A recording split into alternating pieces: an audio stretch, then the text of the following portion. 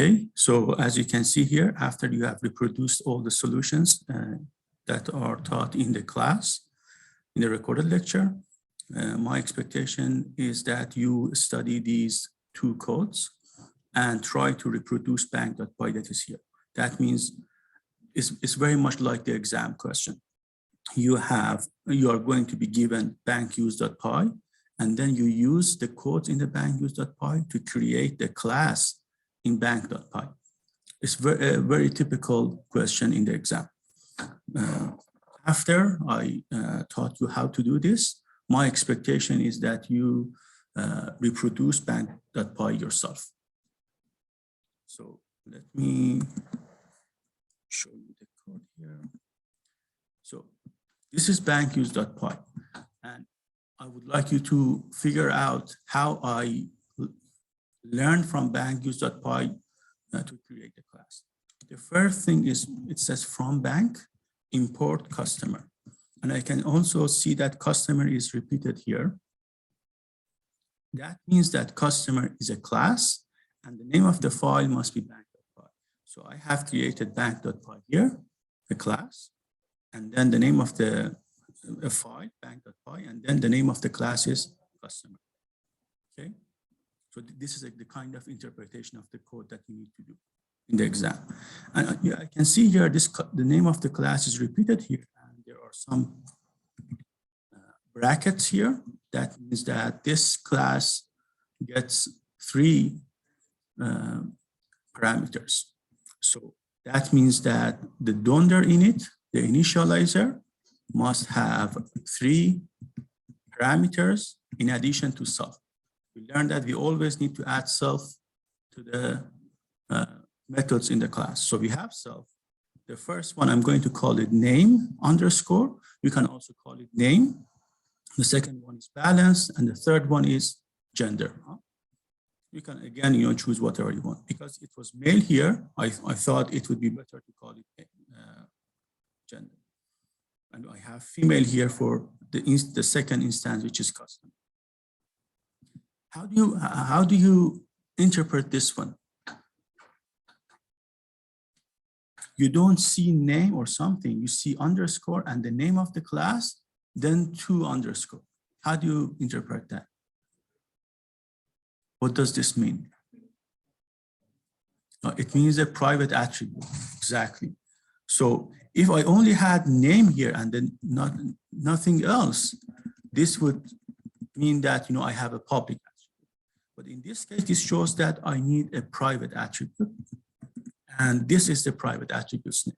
So I have to write down in the donder init, under donder init self, and then donder name, underscore name. And then it should be equal to whatever variable name that you provided in the parameter for donder init. I did the same for balance, as you can see here, and balance is here as well. But you would see that I don't give you any conditions for the gender, for male and female. So here, I just try to put it like this, but you can do whatever you want with this. It doesn't mean that you need to make it public or private. You choose that. You may not even store it, if you don't need this. Okay, because there is no condition, you're not going to get points for doing that. But later we'll see that we need this. Okay, I check what I have created here with the second instance. Again, customer, this means donder init, Jane, name, and for balance and female, yeah, it seems that everything works. Now, right after doing this, I try to run the code line by line up to this point to make sure that everything works. Again, this is the kind of process that I would like you to do in the exam. So I won't go and create the rest of the code. I will do this. I will make sure that this step works. So go to run and start debugging.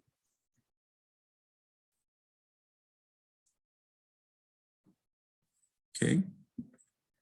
This means that donder init worked. Good.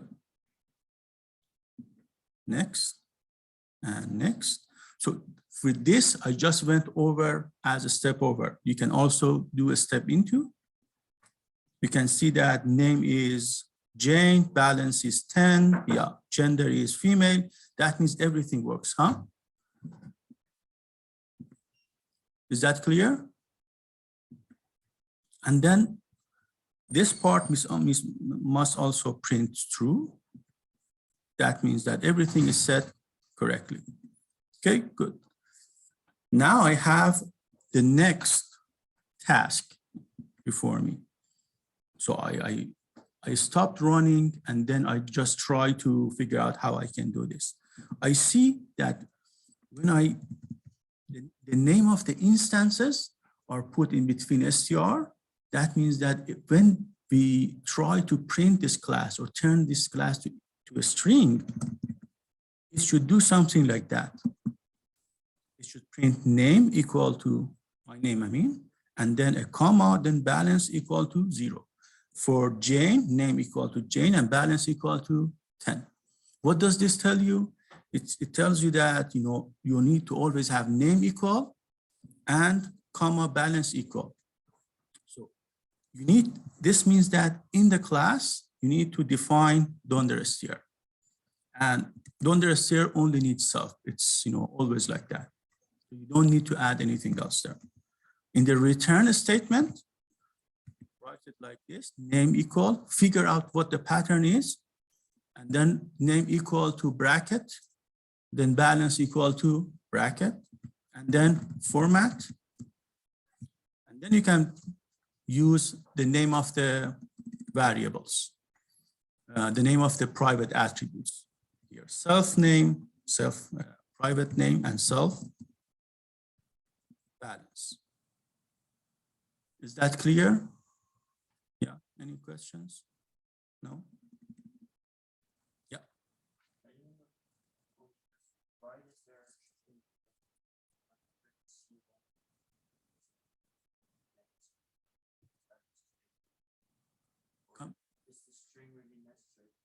You mean in the test code? Yes. No, it's not necessary, but it makes it easier for you to understand what should be printed. It's going to also do print C1 is equal to. Exactly, yeah. So this is what we learned from str. That's how you need to, again, you need to test this after doing this. You need to test that again.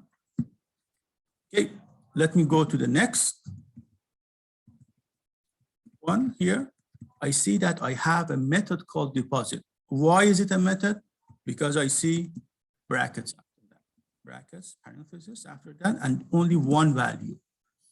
Then that means that in the deposit, you need always to have self and another variable. You can see here, as soon as this deposit 5 is being done for this customer, which is poor, 0 balance. Now the balance, the private balance has been turned into 5. That means 5 is added to the balance. So this means that in the deposit section, I have self and amount. Don't mind this for now, but self dot balance, the name that you have in the dunder init, must be increased by amount. So plus equal to amount. That means amount needs to be added to this one. So again, important thing is to check if this code works. Let me run. You see, because I have checked all these, I don't put the breakpoint here and here. I just put the breakpoint here to start with this part.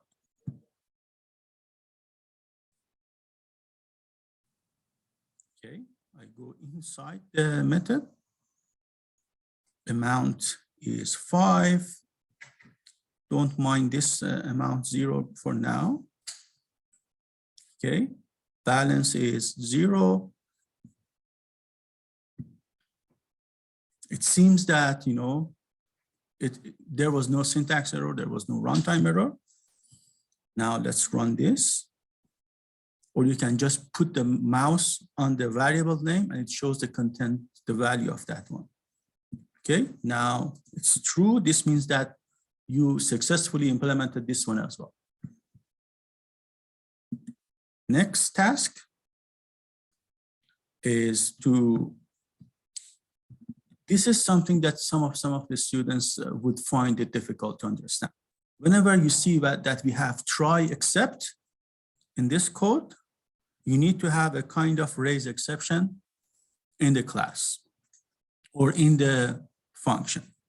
You see here that I try to deposit -1. You know, this is foolish, huh? You know, no one can deposit -1. And here it says that when this happens, there must be an error raised by Python or by your class so that this exception, so that this jumps to line 21 because of that error. And the error, which is called EX here in this bank use, it should return this message, amount must be positive. Always copy this part and then put it here and then write down raise exception and the message must be put here. This is simple. The code, you know, the question usually explains why this happens. And it says that, you know, if amount is lower than 0, then you have to do this. So you put, if amount is lower than 0, then this exception must be raised. I usually put a print here, false. This line should not be executed. Why? Because when the error happens, it must jump into to line 21. And line 20 should not be executed. Remember that? From the exceptions. If you don't remember that, go back and read the error, watch the recorded lecture on error again. So then you would try this again. Doing the same thing. Let's see if this happens.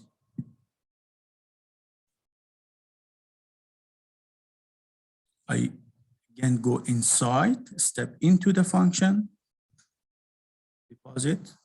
Okay, amount is -1 here, as you can see. Amount is lower than 0, yes. Raise exception. Exception is raised. So you see, it's like a return value as well.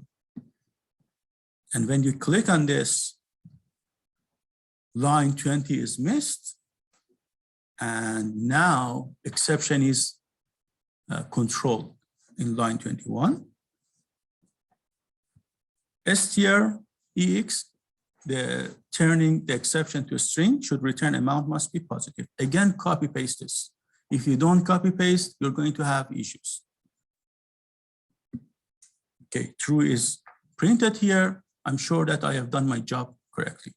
Now I can go to the next question.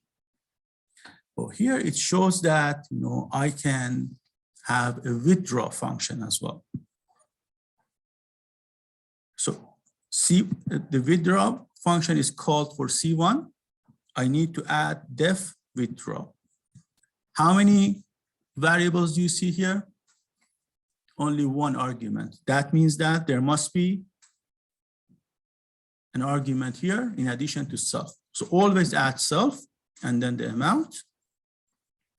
Okay, what does it say? It says that if, because this C1 has only 5, deposited 5, and he wants to withdraw 10 euros from the bank, we should raise an error here.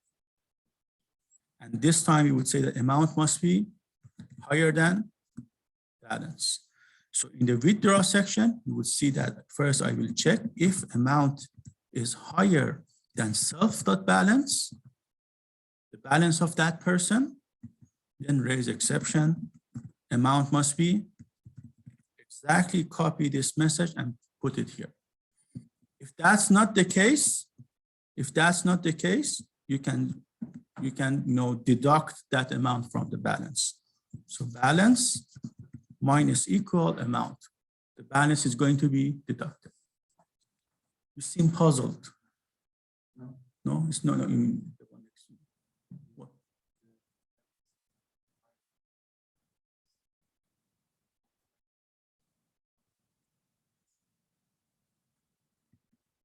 Yeah, the balance must be higher than the amount. Yes, correct. I mean, you're correct. The balance must be always higher than the amount. So I have to make it like this. Correct. Thank you. So let's go and run this. Hopefully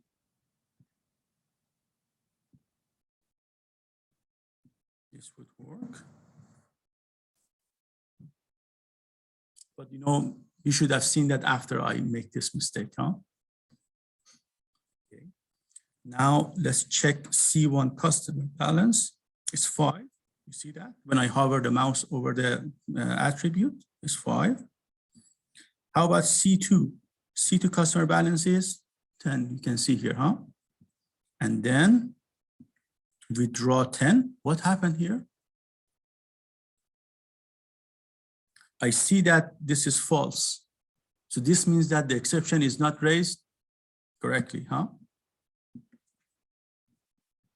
Let's run it one more time and go inside.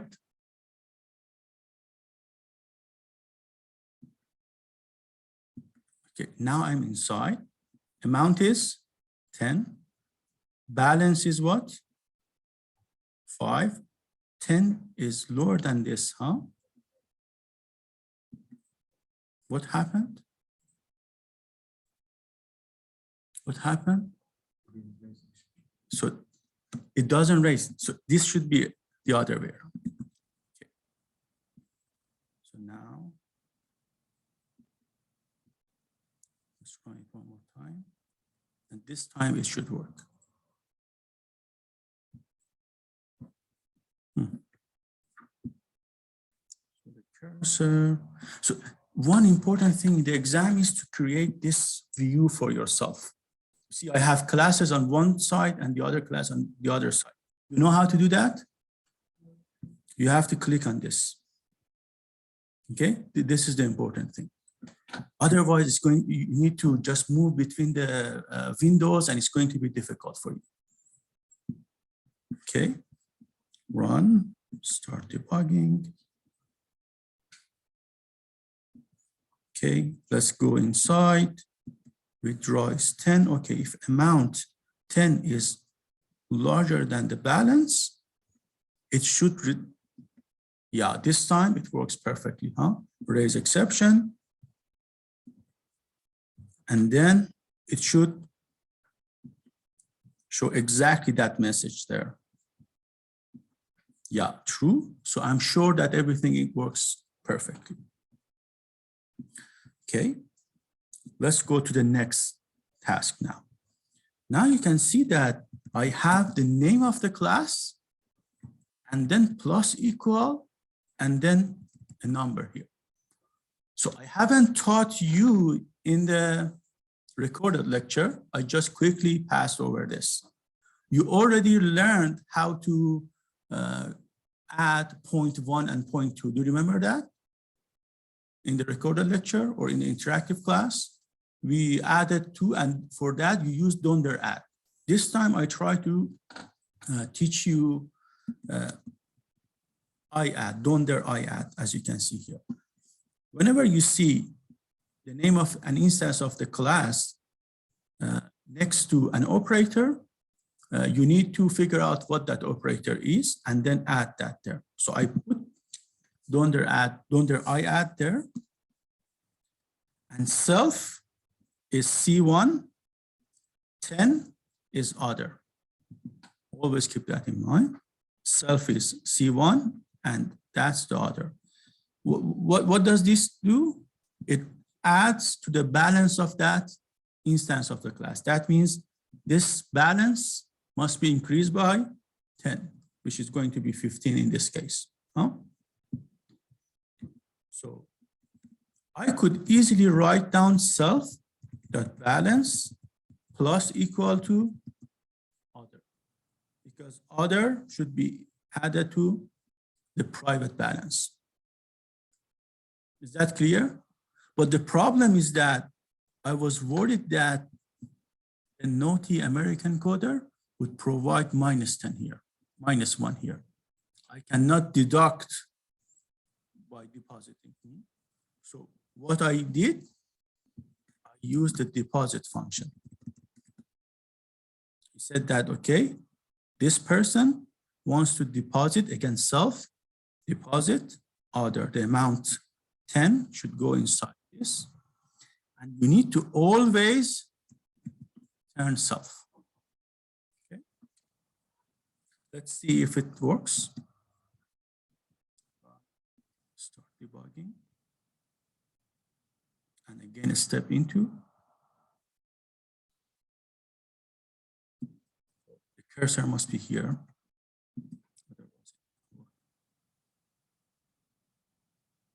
Okay, step into. What's order? 10. What's self?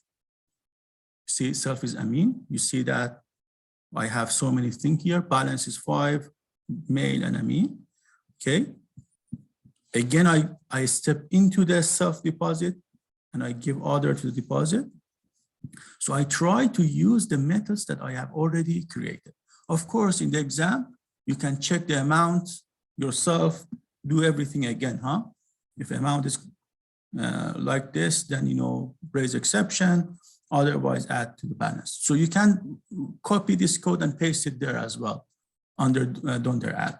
But I thought that this would be more smart, you know, because if something changes in future, you just need to change it once in the deposit.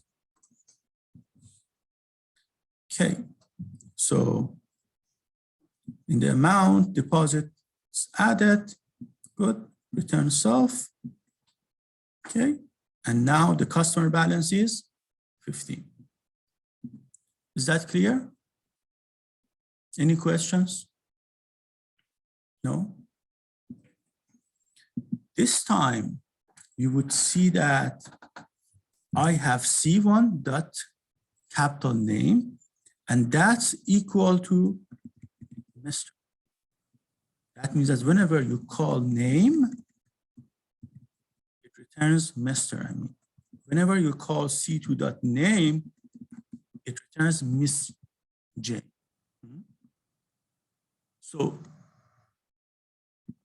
when you see something after the instance's name, and that thing doesn't have a parenthesis, doesn't have brackets, what does that mean?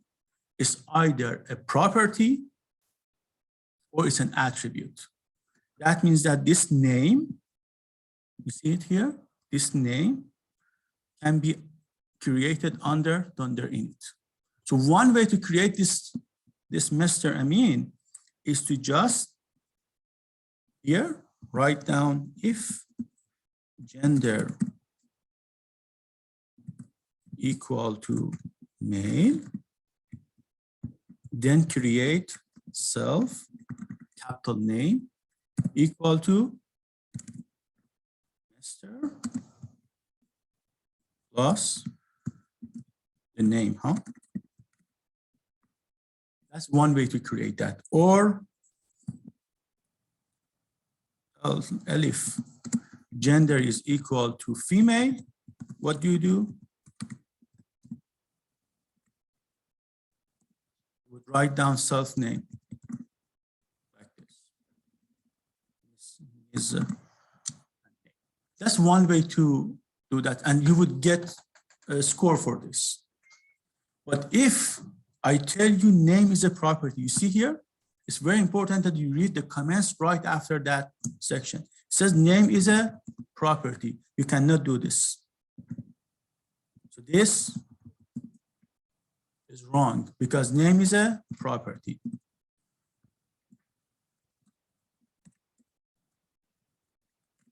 Okay, so you cannot do this. So what should you do? I said that whenever you have a name here like this, you need to create a method such as get name. In the recorded lecture, huh? I said that you will add a method, so don't mind this part now. Add a method name, self, and the code that I just wrote down for you to return things. Exactly that. You write down that getter method, and then you only need to add property. Very simple. If you don't recall this, please watch the recorded lecture one more. This time, you would see that the name of the property is on the left side. What should you do? This means that you are going to set this property. So it's not a getter, it's a setter. That means you have to use the name of the property and a dot setter right after that. So add that, then write down the set method in the same way that is taught in the recorded lecture. Okay, this set method, you can see here, it gets a value. The value is going to be the second parameter. Always it's the second parameter in the property. So that A is going to be put here in a new name. Self is always there. And you would say that, okay, self, under name is equal to the new name. Okay, so my name from Amin is going to be turned into a dot. But here you would see that if the name is lower than the number of 2 characters, you see, reading these would help you figure out what the code should be. It says that name should have at least 2 characters. So you get this value, you need to check the length of this character. If it's lower than 2, then raise exception and copy paste this there. So I just try to quickly go over the lecture, but in a way that, you know, you would see in the exam. So what I expect you now is to please look at this bank use and then try to create this bank without looking at my code, okay? You yourself download this bankuse.py and then try to create this. If you have a question, please raise your hand.